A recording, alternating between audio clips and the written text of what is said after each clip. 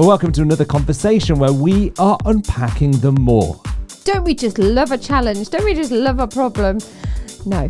To be fair, I did get it going. It's a petrol lawnmower. And so I called my mate Jerry because I thought if anyone can, Jerry can. Don't avoid the problem, face the problem. The more is often hidden in the not enough. We can have so much in our lives, but we still focus on what we haven't got. Jesus always responds to our faith. It's not about twisting his arm. It's not about begging. It's not about doing the right thing and then he'll give us what we want. But he responds to faith when he sees faith and obedience. Something miraculous happens. Well, welcome to another conversation where we are unpacking the more that God has invested in you. And we really hope that you've enjoyed the conversations that we've had over the last few weeks. And if you've missed any of those conversations, you can always go back. And that's the beauty of being online. You can go back and watch those and listen to those again, because we don't want you to miss anything that God might be saying to you about the more that he wants to bring to you and through you. Now, the thing about more is the kind of thing that I think most people get excited about. People want more. Yes, I haven't seen anyone get excited about less. That is true, unless, of course, you're trying to spend less, which at the moment everybody is trying to do. Or trying to weigh less, or yes, that's true, those things. But generally, it's still about more, isn't it? It's about the more that we want in our lives. Absolutely. So, yeah. But we often don't like the route to the more. And that's what we're going to look at today. And so we're going to start out with the question that we're going to ask you in the moment to interact with, but we thought we'd kind of talk about it ourselves first, and that will give you time to have a little think about how you would answer this question. Because the route to more is often going through a process where you are challenged, where you're facing something that seems beyond your ability. And don't we just love that? Don't we just love a challenge? Don't we just love a problem? No. I think especially, I'll speak for the men, apologize right now, men, if you don't agree with me, but I think deep down you will. We can be very proud species. Okay, so we can be very proud. Therefore, when we face something that is too difficult, we don't like to admit it. It's because you like to fix things. You like to make sure that everything's just fixed. And sometimes things can't be fixed. Well, that's sometimes the thing that you will often say to me in the moment when I'm trying to make something work, trying to fix it. You will sometimes state what is the obvious, but is the last thing that I want to hear, which is, do you know what you're doing? And of course, usually the answer is, no, you don't. Well, that's the answer that is probably the truth, but the answer that I give is, of course I know what I'm doing. It's because generally when it comes to fixing things, I'm the more logical one out of both of us. It's okay. We both have our gifts and talents. So I'm the more kind of logical thinker. I think inside the box, about the box. You think outside the box, around the box, nothing to do with the box. In fact, you're in circles, not boxes. So I've usually lost the box as well. So you are we just think differently, but between us there's harmony. I was going to say that maybe I'm right brain, you're left brain. They talk about right brain being the creative I side, don't know which way round left it is. side being the more kind of logical side. But you're creative as well. So I'm just half a brain, and you're a full brain. But you're right. I'm not logical, and that's kind of come a cropper for me on multiple occasions. And so when I have to look at maybe a device, or usually kind of some kind of gardening equipment or something with an engine or a motor, I just haven't got a clue. I mean, I think it was last summer. So of course, right now, everyone is kind of mowing their lawns. In the very little bit of sunshine. In the little bit of sunshine. It feels like I'm mowing the lawn every week. But we've got a petrol lawnmower. And I remember trying to get that lawnmower working again. And for the life of me, I couldn't work out why, when I put the oil into the lawnmower, why they would put the entrance point for the oil on the side without a cap. And I was like, well, how do they expect the oil to stay in there? So there I am kind of pouring this oil in, and it's running out. And I'm thinking, this is a badly designed lawnmower. And this went on. I used the lawnmower. I didn't get the clue that it was struggling to start. And you kept saying to me, are you sure you're putting it in the right place? Well, it was more the fact... It was more the fact that every time he started up, there was this cloud of smoke. Blue smoke. That was coming from it. And you kept pouring this oil in, saying, no, it just needs more oil. And as you started, it would just be... And we had to shut all the windows and all the doors because the smell, not of the petrol mower, which actually sometimes is quite nice, mixed with... if you don't have hay fever with grass. It was just this choking, burning oil. Sorry, you like oil with grass smell. Petrol, not oil. Don't do this at home, people, smelling petrol and grass. No, it's quite a nice smell when you get the lawnmower going and you've got the grass cut. It's like a nice summery smell. Okay, I think there'll be people who agree with me. But that wasn't the smell we were getting. It was just... oil burning, billowing out of this thing. I knew that you were doing something wrong, but I do know when to, or do I know when to stop? Probably don't.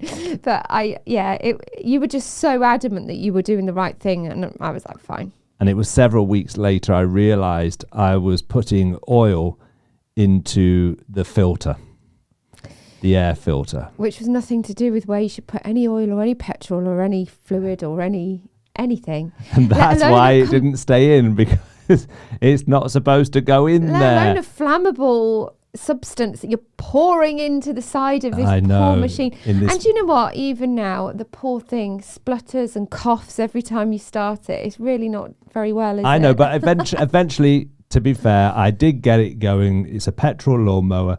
And so I called my mate Jerry, because I thought if anyone can, Jerry can. Jerry can. No, I know. I just can't laugh. Anyway, let's get to the interaction question for everyone else, because I feel like my credibility, what little that there is, has evaporated. You have many strengths and talents. They just don't come anywhere near logical, logistical. Some would say common sense. But they make great illustrations. Wow. So the first interaction question for you to discuss with somebody around you, or again, we say for you by yourself, you can just have a think about this, is when was the last time you faced a challenge that seemed beyond your ability? You might have some serious examples. You might have some funny, comical things. Just discuss it for a few minutes around you, and then we will come back.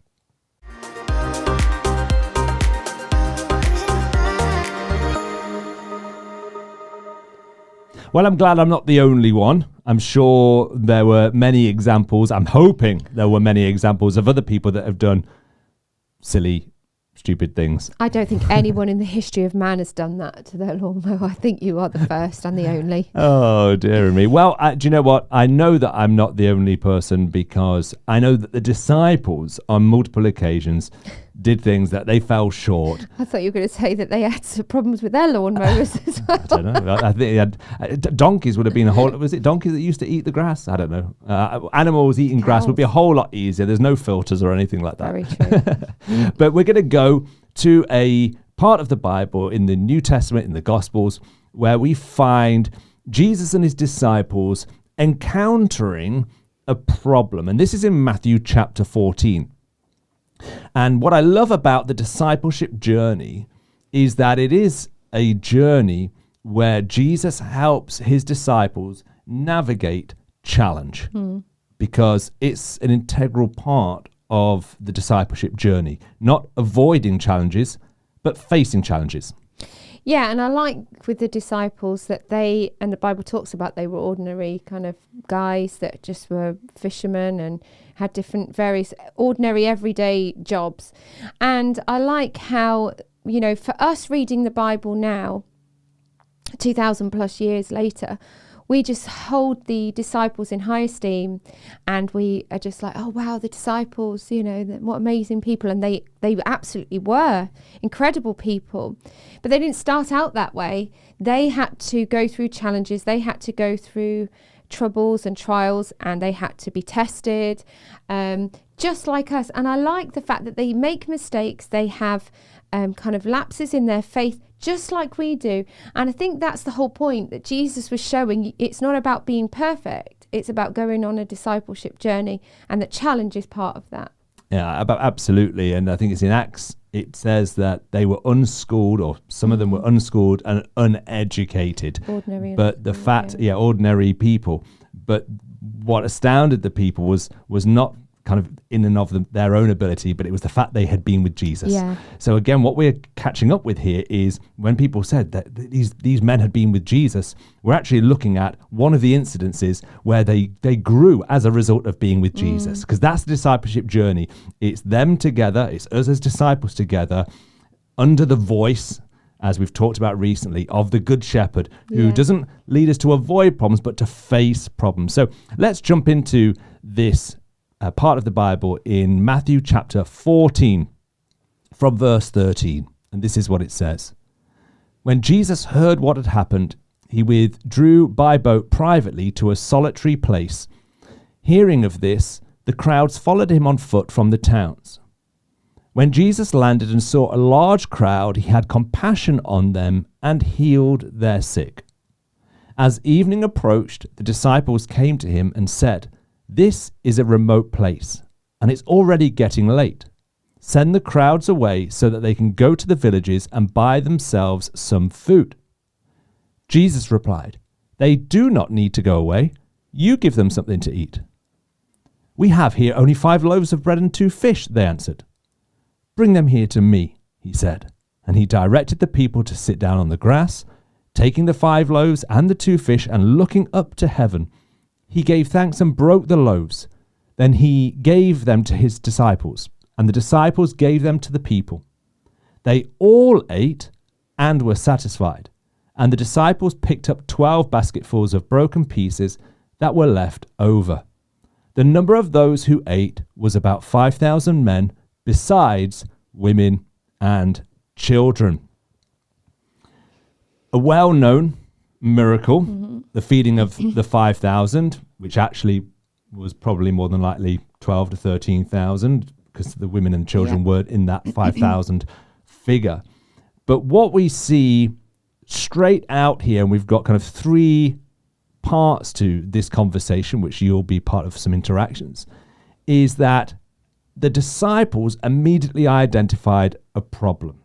They identified the problem. Here we have this huge crowd, and the crowd were hungry.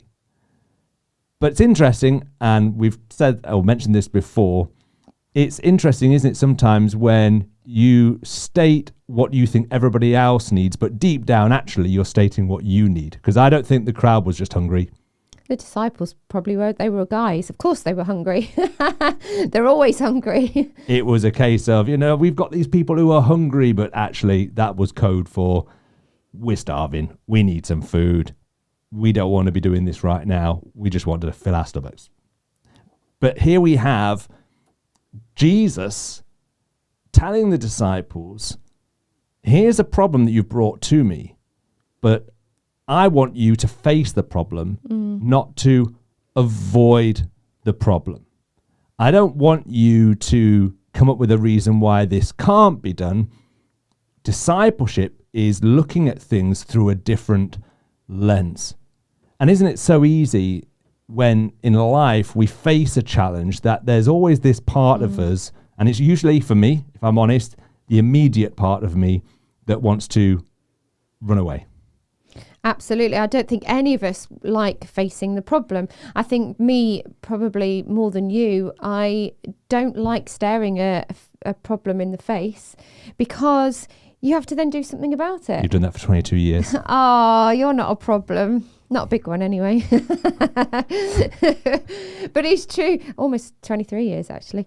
I'm not that I'm counting the days of staring into your face. But no, sometimes looking into the face of a problem is just not, it goes against our human nature. Human nature says run for your life, or hide the problem even from other people. So if you can't run away from it, because sometimes we are the problem, it's in us. Actually, we try and hide it. How many of us try and hide our faults, hide our issues, hide the problems going on and ignore them, hoping that they will go away? But anyone who's been on this earth for any length of time will know that hiding a problem or running from it does not solve it.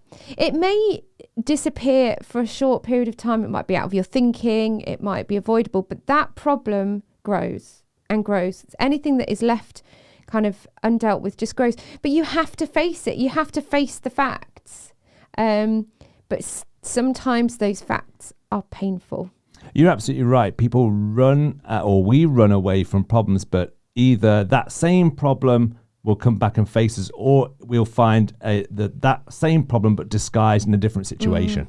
You know, and we've seen it multiple times in discipleship, in church life, where people have run away from a challenge, and actually all they've done is they've exchanged their context, and they're facing that same challenge just in a different place, because they assumed that it was the environment rather than a problem that they carried, because that's what we do. We look to give an external reason why this can't be done, which is exactly what the disciples did. You know, look how many there are, 13,000 people. How are we supposed to feed these people? And it was a real problem. Let's not, like, sometimes when, I don't know if you've looked at the kind of picture books over the years, the children's Bible, or, you know, even films, the feeding of the 5,000, it's more like the feeding of the 55. There's like a scattering of people on the hill, you know, and it's kind of cute.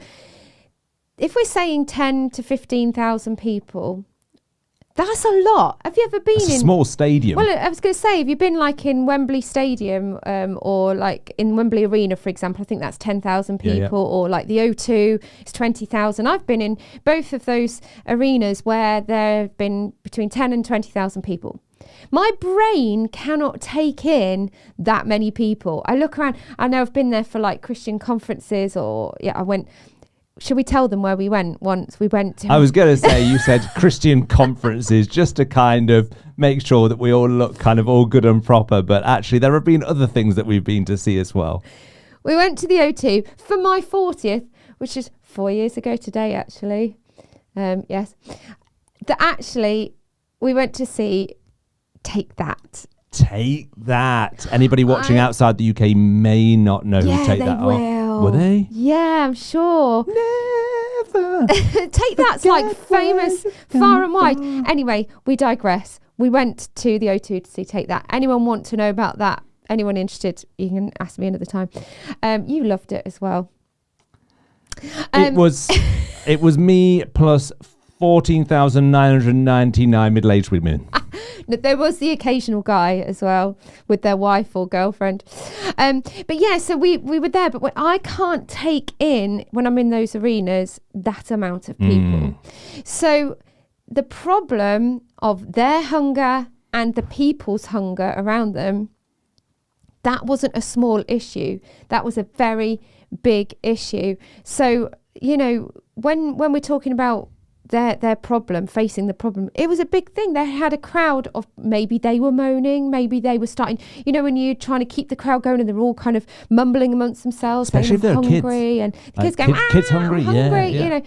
And there was this problem that they had to face. It wasn't a small problem. You're absolutely right. And again, something that we often don't think about, and you have to look at all these passages in the Bible in the wider context. So not just the verses that we're talking about. Just before this part of Matthew 14, Jesus had received news of John the Baptist being beheaded, and he had actually withdrawn by himself. I believe that Jesus was in a period of grief in this moment. He had the excuse.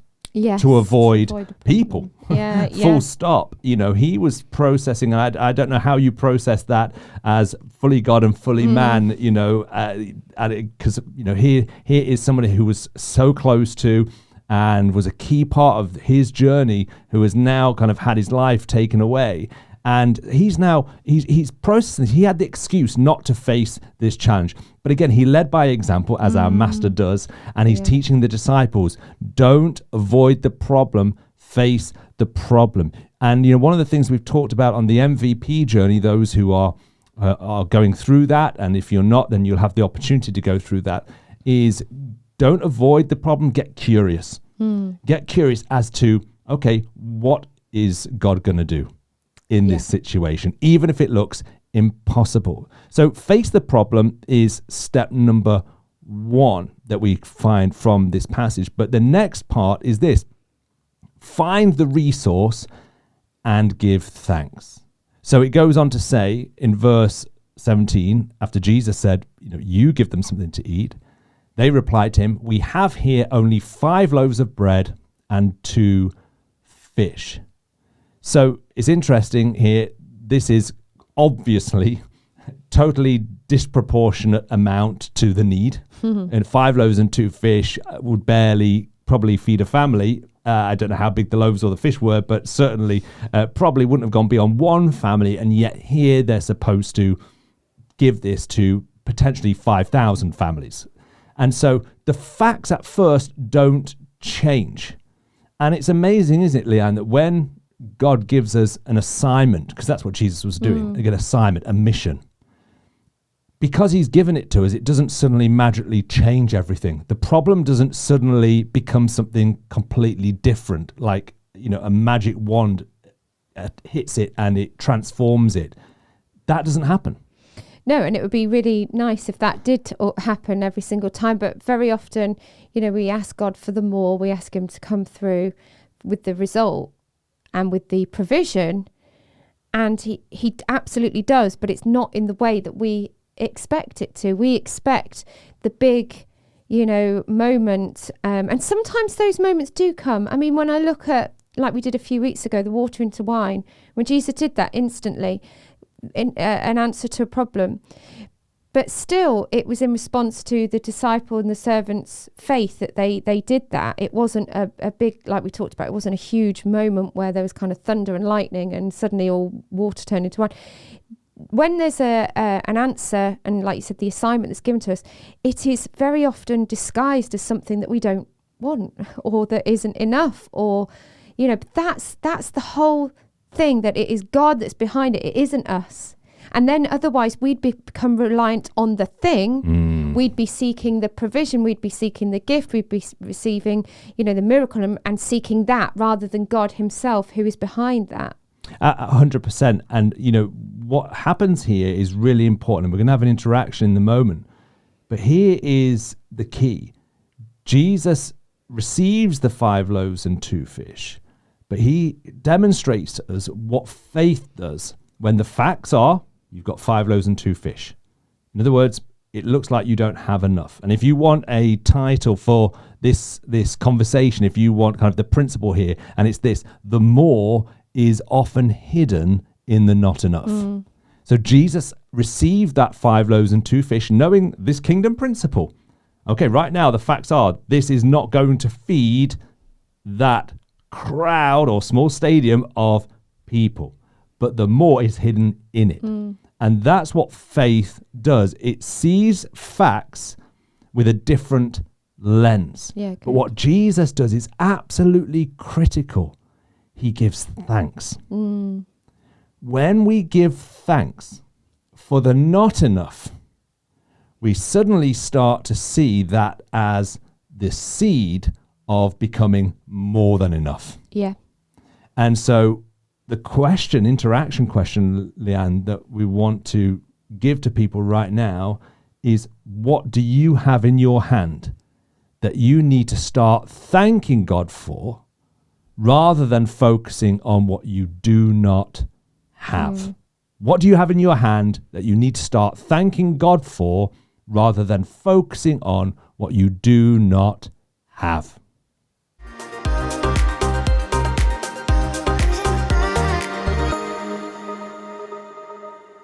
It's so easy, isn't it, to focus on what you do not have? That's the kind of obvious thing to look at, because I think even when we've got everything that we need, we still focus on what we don't have. I think we learn that even from a very young age.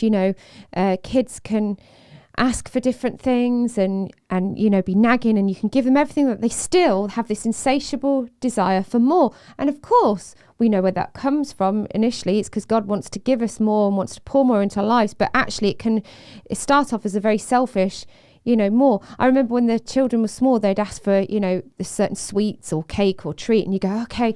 But then within 5 minutes, they want something else. They want more, and they're never satisfied. And, we can be like that as kind of adults. We can have so much in our lives, but we still focus on what we haven't got.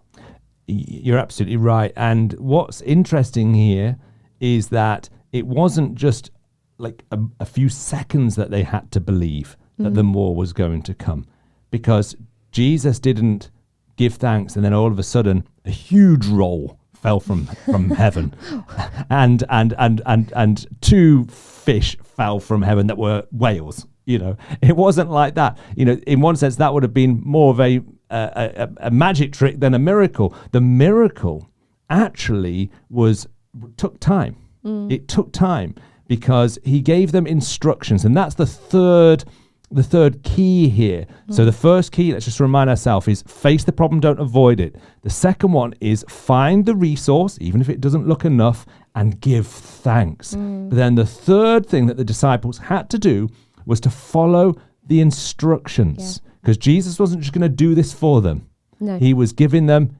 instructions. And this is what we read. Let's just remind ourselves.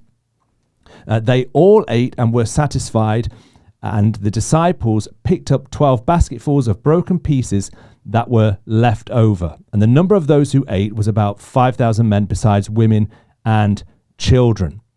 And Jesus had instructed the disciples to sit the women, children, men down in groups. In another version of this, in one of the other Gospels, I think it mentions them being set down in 10s, 50s, and 100s, to that effect. And so there was a clear instructions that it was only as they were handing out the small pieces, which I'm sure throughout the whole process they're thinking, is this going to run out? Is this enough? What are we doing? So the question probably would have been there, that the opportunity to doubt was there throughout the whole process. But any opportunity to doubt is an opportunity to trust. And that's what Jesus was trying to get them to see. And that's why you can read there that it says that he gave thanks and broke the loaves. Then he gave them to the disciples, and the disciples gave them to the people. Jesus, again, doesn't come on and go, here's the miracle and look what I can do, and hand them out and wow the people. He got them, the disciples, to do it, because this was more about teaching the disciples about faith and trust for the more and the provision than it was just wowing the crowds. And I don't think Jesus ever does that, about wowing the crowds. That's not who he was about. That's not who he is. It's not in his nature. It's all about discipleship. He wants to teach us the deep truths of trust and obeying in him. And we talked about this in the very first conversation when we talked about Jesus turning the water into wine, that actually it was their obedience to Jesus' instructions that actually brought about the miracle. Not once did they say, what? Why are you telling us to fill, these huge cleansing jars with water? That doesn't make any. He didn't explain what he was doing. He didn't say, don't worry, go and get the water, then I'm going to get you to do this. And he just said it, and without question, they went, and it says, and they did what he asked. The same thing here. Jesus is testing the disciples in saying, I'm going to give it to you. And it's your faith is going to determine how long this goes on for. I truly believe that, because we talked about that again a few weeks ago, that Jesus always responds to our faith. It's not about twisting his arm. It's not about begging. It's not about doing the right thing and then he'll give us what we want. It's not like this image that we have sometimes of the child and the parent. If you're good, I'll get you what you want, and kind of dangling the carrot all the time. That's not who Jesus is. That's not who our God is. But he responds to faith when he sees faith and obedience in faith, which is following the instructions. Something miraculous happens. But so often that can look boring. Let's be honest. Being obedient sometimes is boring. We want the big miracle. We want the wow. We want the spectacular. We want the big, transformation. And those things do happen. And God is gracious and kind and gives us those moments sometimes. But more often than not, I truly believe it's in the mundane things of being obedient when we can't see the next thing with the small amount, and keep trusting him with the little as we go along. Only when we look back and we go, wow. Yeah, that's look so how good. far it's taken us. And you're absolutely right. If it was just about wowing the crowds, I've been watching recently, one of the talent shows that's on TV, the reality talent shows, and I've watched it for several years now, but people have to keep coming up with new ways of wowing the crowds, because a crowd will just consume the wow. But Jesus wasn't trying to create consumers who were spectators. He was trying to create disciples who were participants in the miracle.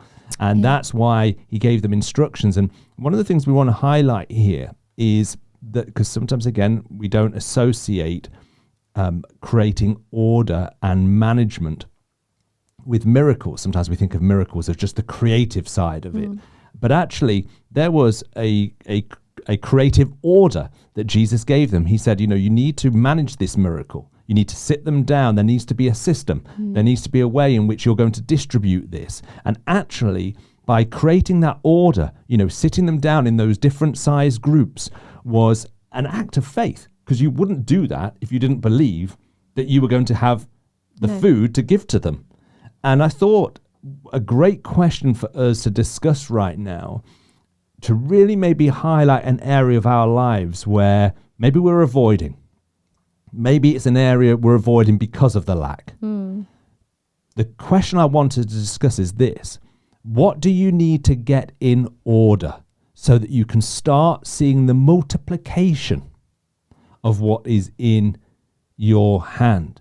So you may want to think about an area of your life right now where you think that area is chaotic, or that area is just disorderly. In other words, I avoid it, I don't deal with it. But actually, God is wanting to bring more to you and through you, but only when you start to get that area of your life in order. And so I want you to discuss that question. What do you need to get in order so that you can start seeing the multiplication of what is in your hand?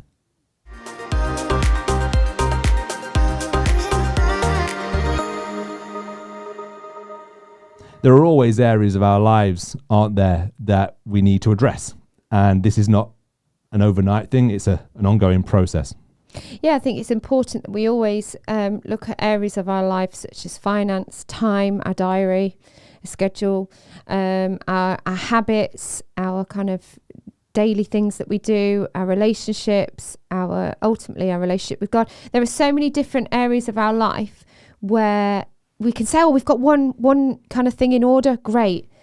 But just because you have one area in order doesn't mean all the others are sorted. If one area is even out of sync, it can knock all the others out of sync too. So I think it's important when we talk about getting things in order, it's not just about being a tidy person. It's about looking and going, right, where do I need to improve? Because this is not, again, twisting God's arm to do the miracle. This is an act of expectation. I'm getting things ready because I know what's coming. Like when you're expecting a baby, you have all that time to prepare, but you get stuff in order, because you don't want to just go, it'll happen when it happens. You'll end into absolute chaos, or when it's Christmas time, you don't go, it's fine, we'll work it all out. Some of us do wait till Christmas Eve to sort it out, or whatever. When there's an event, you don't wait until the event to sort it out. You prepare. There's joy in that preparation. There's joy in that expectation. There's joy in the lead up to the event itself. So it should be exactly the same in our expectation of the miracle from Jesus. And the more that he wants to bring us at that lead up of expectation should bring joy, because it's doing something in our spirit, in our heart. And sometimes that managing of our lives, looking at the areas, whether it's our relationships, health, finances, time, sometimes we don't see it as enjoyable, because it means we've got to face up to the problem. We've got to face up to the disorder. But what we have to do is realize that like Leanne said, there is joy in this process. Once you get started, again, you're journeying it not alone, but you're journeying it with Jesus. And of course, part of discipleship, part of church is journeying it with others It's that sense of having accountability, having connection, having people to encourage you to become more. Because it's only when you can become more that you can be entrusted with more. And again, I love the fact that the end of this miracle ends with the fact that even the clear up operation was a carefully managed process, because they had baskets ready to pick up the broken pieces. And of course, there were 12 basketfuls, which meant that every disciple had a goodie bag. A party bag to take home. Just to remember. That's always a good party, isn't it, when you've got a good doggy bag to go away with. And I think this is kind of key to what we're trying to say, is that Jesus will always bring more than we are expecting. They were hoping it would just be enough. But saying that there were broken pieces left over says to me there was more than enough. And that's what Jesus wants to bring to your life, to my life, is that actually we stand back in amazement and go, not only did we just make it, not only did we have just enough, because we can have that kind of mentality of, I'm not asking for lots, Jesus, just this much. And God's like, come on, I'm the God who owns everything, who, he is all present, all powerful, all knowing. He can get everything to us. And yet we kind of go, oh no, I'm just humble me. I'm just asking for this. God is able to do immeasurably more than we can ask, think, or imagine. So we have to apply that same level of expectation, and God will always go beyond that. Absolutely. And I think having a mission that is a bit scary, a vision of a future that seems way beyond you, that God would have you involved in, is really key. And again, we talk about this on the MVP journey, really understanding what is my mission? What is the co-mission that we are all part of, which is, of course, to make disciples of all nations, to go into all the world. It's so important, because actually we start to have to believe and pray for bigger answers to prayer when we are on mission. Usually our prayers are very small when we don't have a clear mission and understanding of what we're called to. And so we really want to challenge all of us in this year of expansiveness, which is a key word for us this year, that actually we become good managers, because when we manage well what he has given us, knowing that even if what we have right now we see as not enough, the more is hidden in the not enough. But it takes faith, which looks like giving thanks for the not enough, and it means becoming good managers and stewards with the full expectation that he is able to do immeasurably more than all we could ask, think, or imagine. So let's pray. We're going to believe that we're going to take this principle, this word, this challenge, and actually apply it and find joy in this process. So Father, we thank you, because you are the God of more than enough. You are Jehovah Jireh. You are our provider. And you provide for our needs, but you also provide for the mission. We know when we look at the disciples, you sent them often without something, but because the provision was found on mission.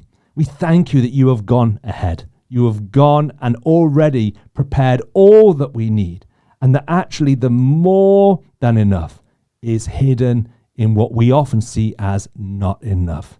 Father, I pray that each of us will start to look at what we have right now in our hands, our gifts, our talents, our skills, our resource, our time, and we'll start seeing it with the lens of faith, that we will actually lift it up each day with a thankful heart, giving thanks that what we have in our hands is more than enough to feed lives right now that need hope, love, and need that joy and peace that only you can bring. So thank you for calling us on your mission, and we are ready to see that more unlocked in and through our lives. In Jesus' name, amen. Amen. Amen.